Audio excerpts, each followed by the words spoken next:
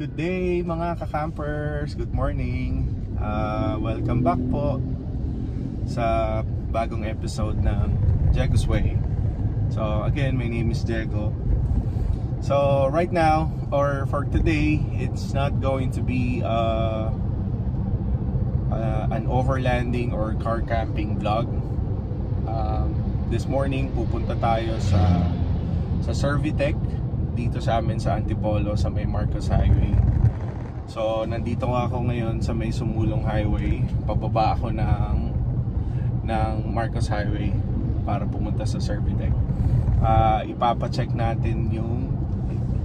ko yung differential oil nitong Toyota Concourse natin. So yung rear and yung front, ipapacheck ko yung differential oil, and kung kailangan ng palitan, papapalitan natin. Kasi for the past vlogs, medyo nakapag river crossing tayo medyo mataas yung tubig. So I just wanna make sure na okay yung differential oil natin. Although naka ARB differential breather kit ako, pero gusto ko pa rin maging safe lang. So kanina dumaan ako ng church, nagsimba ako ng 7, and then after the mass, eto papunta ako ngayon ng Servitec. So si Leo, yung trusted mekaniko, since then dati pa doon ako talaga nagpapa PMS, maintenance and all. So trusted mekaniko siya sa Servitec sa Marcos Highway dito sa amin sa Antipolo. So guys, makikita nyo sa video kung ano yung mga prosesong gagawin, kung ano yung oil na gagamitin. It's a good maintenance na rin para sa mga naka 4x4 na kagaya ko. So i-check din natin yung differential oil. And it's a good preparation na rin kasi plano namin mag long drive. Gusto kong makapunta sa Masinloc, Zambales sa may Cotto Mines. So this August yan, kasi gusto ko makarating dun yung mga kids ko, yung family ko habang bakasyon pa sa school. Kasi August 30th pasukan na nila. So yun lang. So update ko kayo, please like, subscribe, and tapusin niyo po yung video para kahit pa paano meron kayong mapulot na konting kaalaman sa pag 4x4. So watch out. Thank you so much and see you later.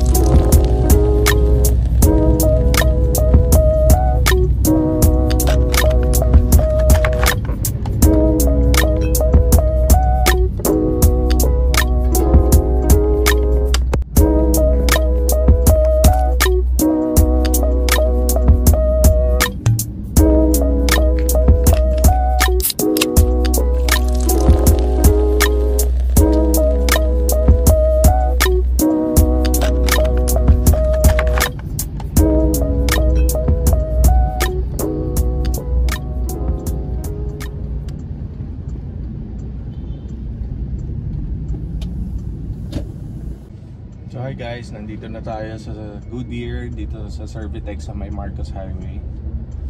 Kahanap lang ako ng papasok na tayo, papark lang ako, and then hanapin ko si Leo. So standby lang kayo, update ko kayo mamaya. See you.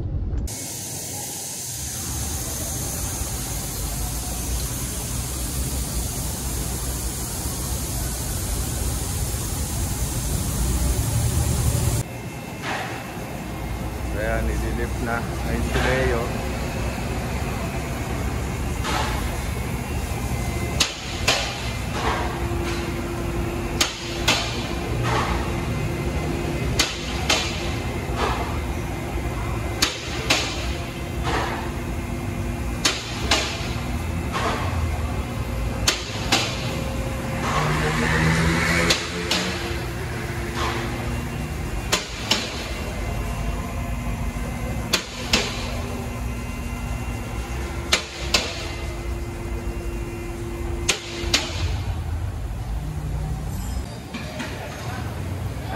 Babaklasin daw yung ARB UVP natin.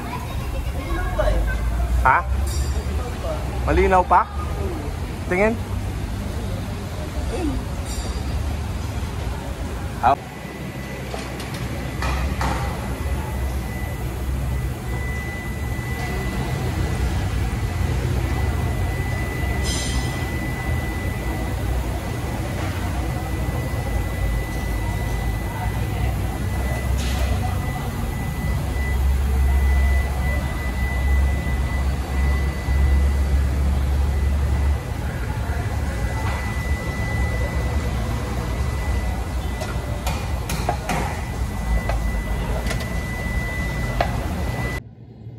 Hi guys, galing na tayo ng Servitec sa may Marcos Highway dito sa amin sa Antipolo.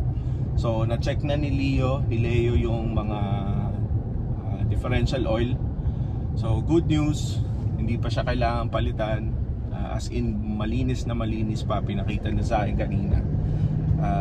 Crystal clear pa yung mga differential oil both sa harap and sa likod, rear and front differential ng Conquest natin. So happy feeling kasi effective yung pinakabit natin na ARB breather kit. Dito sa amin lang, dito ko lang yan pinakabit sa East Drive 4x4. So meron silang Facebook, magagaling din sila sa 4x4. So East Drive 4x4, shout out. So mga kaibigan din natin yung mga yan.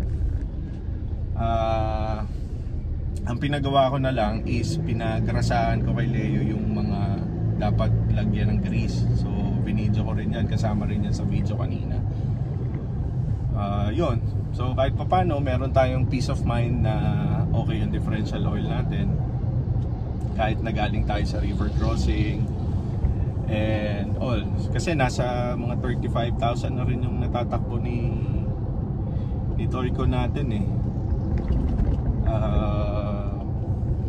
This is a 2019 Toyota Conquest model. So okay pa siya, malinaw, ang ganda pa ng mga oil. So yun lang, grasa lang ang apply lang ng re-grease lang. So good news yun para sa atin. Wala tayong ginastos today.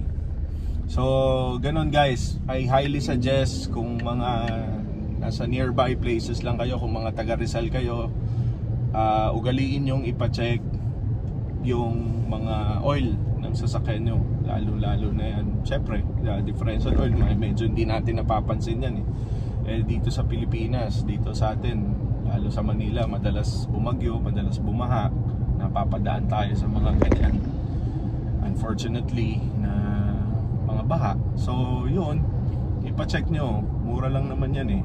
Mas mura yun kumpara sa gagastos kayo pag nasira. So yun, I highly recommend Servitec. Hanapin nyo si Leo dyan. Sobrang trusted mekaniko sila. Since then, dati pa, bata pa ako, dyan ako nagpapa maintenance, PMS, nagpapagawa, under chassis, or kahit ano pa, nagpa-reface na rin ako dyan ng rotor dati sa previous na sasakyan ko. Okay silang trumabaho. Diyan ako nagpapa-wheel balance, wheel alignment, tire rotation, dyan din. So sa kanila lahat. And honest mechanic sila. Yan ang marirecommend ko. Sasabihin nila sa'yo kung ano lang yung dapat talaga. And kung ano yung mga kailangan palitan or hindi naman pala kailangan palitan, kailangan lang i-check. So yun, again, it's a good preparation sa long drive and sa mga future overlanding natin na check yung mga ganyan. Kasi yung halos lahat naman, hindi pa ako kailangan magpa-change oil and filters eh. Kasi kakapalit ko lang. So ayun, abangan nyo yung susunod na vlog natin, car camping, overlanding.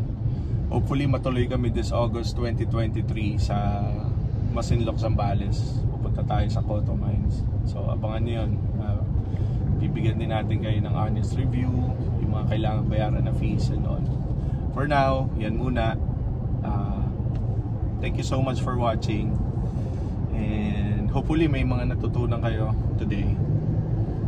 So yun, please like and subscribe. Tapos share nyo na din yung mga channel, yung mga vlogs natin, yung channel ko, Jegos Way. Thank you. Bye bye for now.